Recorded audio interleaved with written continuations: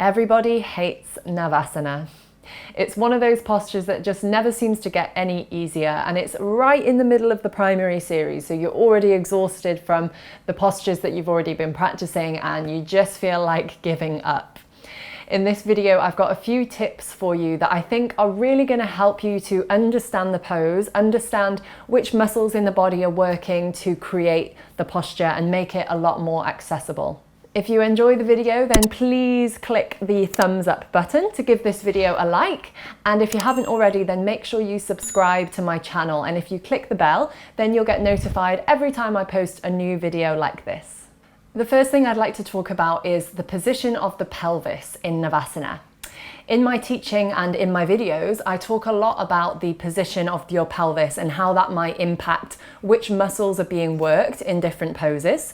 So the main positions of the pelvis that we're thinking about here are anterior tilted, so that's when the pelvis is rolling forwards like this, and posterior tilted, where the pelvis rolls backwards like this. And different muscles, in fact opposite muscles, work to facilitate each of those positions. So when you tilt your pelvis forward like this, your abdominal muscles switch off, and instead your lower back extensor muscles start to contract to roll the pelvis forward. They kind of contract and lift the back of the pelvis up.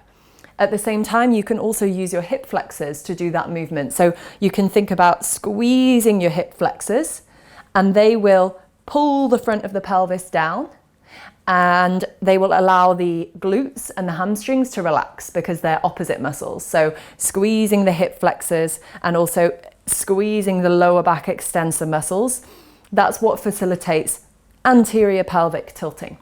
Whereas the opposite movement, posterior pelvic tilting, is facilitated by the abdominals. So the abs will contract to pull the front of the pelvis up, and that will allow the lower back extensor muscles to relax because they're opposites, they're antagonists. So when one contracts, its antagonist will relax. So here, abs are fired up and lower back is relaxed.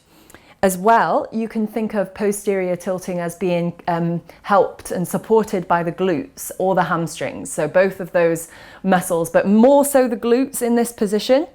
If you squeeze your glutes, it will tuck the bottom, it will pull the back of the pelvis down, and it will relax your hip flexors.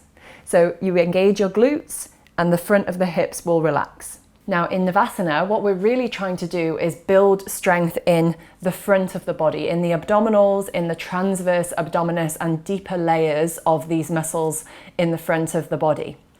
And so which position of the pelvis, either anterior or posterior, do you think will help you to build that strength in your abdominals? It's actually posterior, because when you posterior tilt your pelvis, when you tuck it under, that is facilitated by the abs. So the abs contract and the back muscles relax.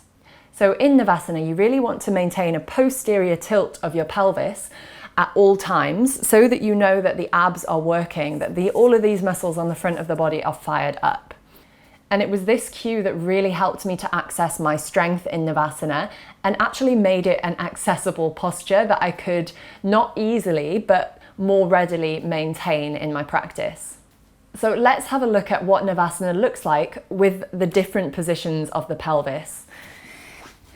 But I'll just do it with my toes on the floor to begin with so that I don't exhaust myself while I'm showing you. So let's just say we're doing this version where we're not even hovering the feet. We've just got the toes down on the floor, just so that the legs are supported by the floor so that it's not as challenging. So if I were to really anterior tilt my pelvis, that means roll it forwards, engaging the back muscles and relaxing the abs, I can tell you what I feel immediately. Nothing happening in my abs and tightening and contracting in the back. That's fine if that's what you want to go for, but I'm definitely not working the abdominals or the transverse abdominis, so the deeper layers of Uddiyana Bandha and the core muscles at the front of the body. However, if I posterior tilt my pelvis, I am firing up my abs. I can feel Uddiyana Bandha, that's sucking in and up of the transverse abdominis muscle. I can feel my glutes firing up. They're not squeezing, but they're definitely fired up. But mostly I feel a lot of engagement in the abs, which is great because this is the area that we're really trying to build strength in Navasana. So my best cue for you when you're coming into your Navasana posture, whichever modification or variation you're doing, is to round the lower back, round the bottom of your boat. Have you ever seen a boat that has a completely flat bottom? The answer is no. They always have a rounded bottom. So that gives you a clue as to where you should be tilting your pelvis in this pose. So instead of trying to really arch the back, try rounding the lowest part of your back. So scoop the pelvis under to really fire up your abs. The upper back you could lift up and broaden across the collarbones, but the lower belly needs to be fired up. The abs need to be switched on and the lower back needs to be slightly rounded, so not extended, not in an anterior tilt. If you're somebody who experiences pain or discomfort in your lower back in Navasana, then this idea of tucking the pelvis under to facilitate this strength and firing up of the abdominals and the transverse abdominis, that cue is going to be key for you because you really need to connect to that strength in the front of the body. If, as you go through the rounds, your abs start to get really tired, then they might switch off, at which point then you might start to feel it in your lower back again. If that's the case, you have to regress to one of the easier modifications. And I'm going to show you a few different ways to work in Navasana in a moment. Okay, now we've identified that the optimal position for your pelvis in Navasana, so that you can strengthen these muscles at the front of the body, is to have your pelvis slightly tucked under, posterior pelvic tilted, which means that your lower back should not be arched, it should not be extended, it should be slightly rounded. Let's have a look at a few different options for modifying Navasana and how to progress up to the full version of the pose. So in Ashtanga, we do 5 rounds of 5 breaths with a lift up in the middle. We're not going to focus so much on the lift up today, but just on the posture itself, the state of Navasana. So option number 1 for somebody who's quite new to the pose is to start in this position, roll behind your sit bones, so you can feel that pointy bone on the bottom of your bum and the bottom of your bottom, but you're slightly behind it, so it's touching the floor but you're behind it. That will give you the position you need in your pelvis, so you're not on the sit bones, you're behind them. I want you to feel those muscles in the abdominals working to hold the pelvis in that position, and then squeeze the knees into the chest. And for round 1, all we're going to do is point the toes and have them touching the mat. You can still work your abs really strongly in this position.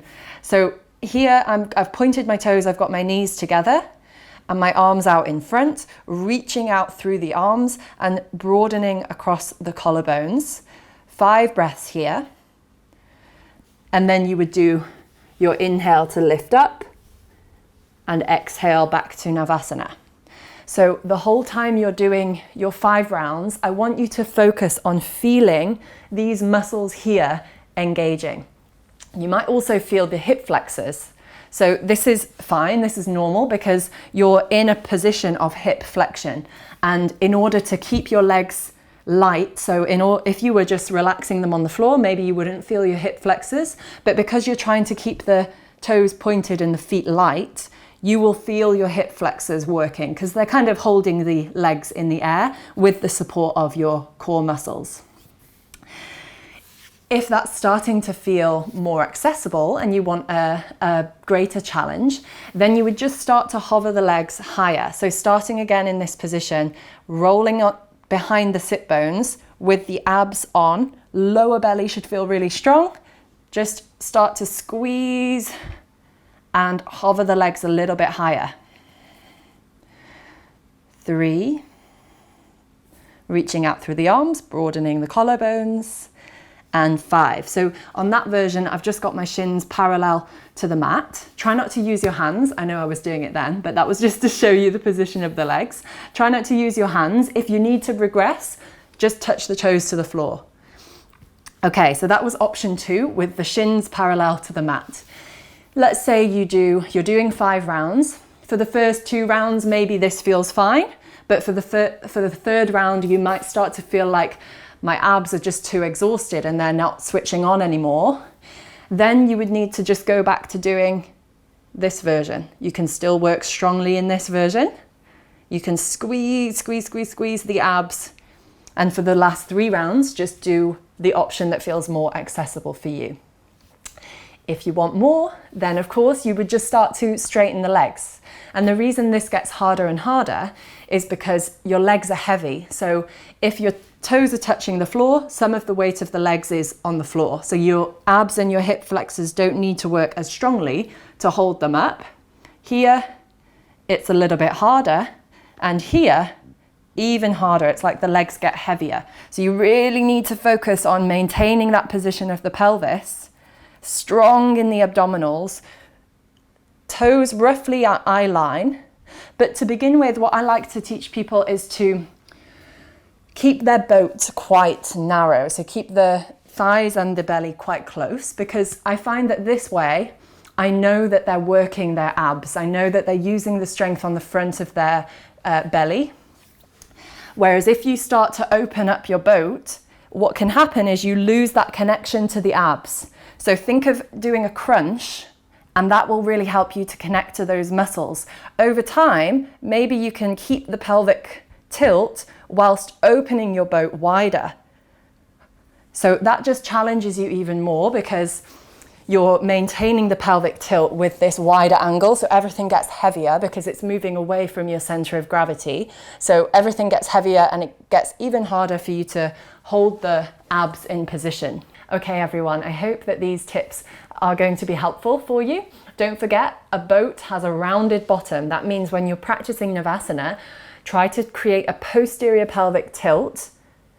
Hold that position with the abdominals and then reach out through the arms and the legs. But as soon as you lose that connection to the front of your body, that means that something else, some other muscles are working, and you're better to just regress and do a modification. And then gradually over time, you'll be able to do more and more breaths, more and more rounds in the full version of Navasana. If you like the tutorial, then please give the video a thumbs up, and don't forget to subscribe if you haven't already, and click the bell so that you get a notification whenever I post something new. Thanks again for watching, everyone, and I'll see you very soon.